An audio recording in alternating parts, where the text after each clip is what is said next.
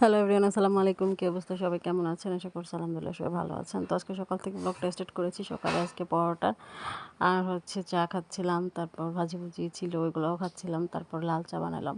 তো লাল চা খাওয়ার পর আবার ইমন বলতেছে ওকে দুধ চা দিতে, পরোটা দিয়ে খাবে, তো ওইটা একটু বানিয়ে দিচ্ছিলাম।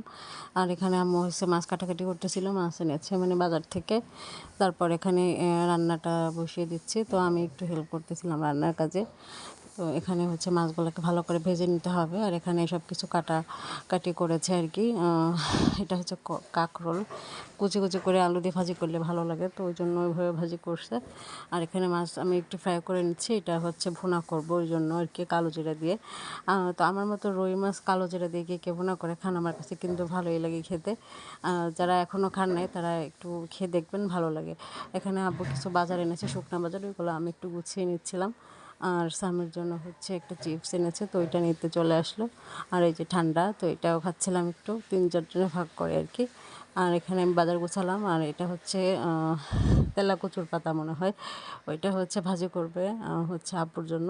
আর এখানে মাছগুলো ভাজি করে তার ভিতরে পেঁয়াজ দিয়ে দিয়েছি, আর মশলা দিয়ে ভালোভাবে কষিয়ে মাছটা ভুনা করে নিচ্ছি। তো আমি এভাবে ভুনা করি, মাছটা যখন ভাজা হয়ে যায় লাস্টে 1 পিস থাকলে তার ভিতরে পেঁয়াজ দিয়ে দেই, তারপর মশলা দিয়ে একটু ভেজে নেই। তার ভেতরে হলুদ, লবণ, শুকনো মরিচের গুঁড়া সব কিছু দিয়ে দিই। তো আমাদের বাসায় সরিষার তেল দিয়ে খাওয়া হয়, তো ওই জন্য সরিষার তেল আর একটু দিয়ে দিলাম, একটু কম হয়েছে ওই জন্য। তারপর এখানে সব মশলা দিয়ে একটু ভেজে নেওয়া হচ্ছে যাতে কাঁচা গন্ধটা না থাকে। তারপর লবণ দেওয়া হলো। এই তো ঝটপট করে রান্নাটা সেরে নিচ্ছি একটু পানি দিয়ে। তারপর দিয়ে দেবো, মাছগুলা দিয়ে দিচ্ছি। আর এর মাঝে কিন্তু কিছু কালো জিরাও দিয়ে দিয়েছিলাম, তো এগুলো হয়তো স্কিপ হয়ে গিয়েছে আর কি। তো বললাম যে যারা কালো জিরা খেতে পছন্দ করেন তারা কিন্তু যে কোনো মাছের ভিতরে, মাছ ভুনার ভিতরে একটু মানে 1 চিমটি কালো জিরা দিয়ে দেবেন, দেখবেন খেতে কিন্তু বেশ ভালোই লাগে।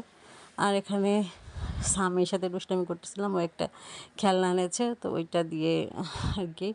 আর এখানে রান্নাবান্না হয়ে গিয়েছে, শাক ভাজি, মাছ ভুনা, তারপর এখানে আরেকটা ভাজি, কাঁকরোল ভাজি যেটা ওইটা, আর এই যে শাক ভাজি যেটা, এই যে সেই শাক ভাজি।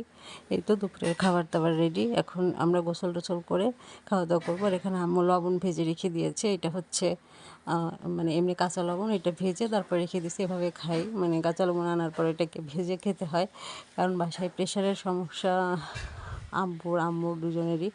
তো ওই জন্য লবণ সবসময়ের জন্য ভেজে খাওয়ার চেষ্টা করে আর কি।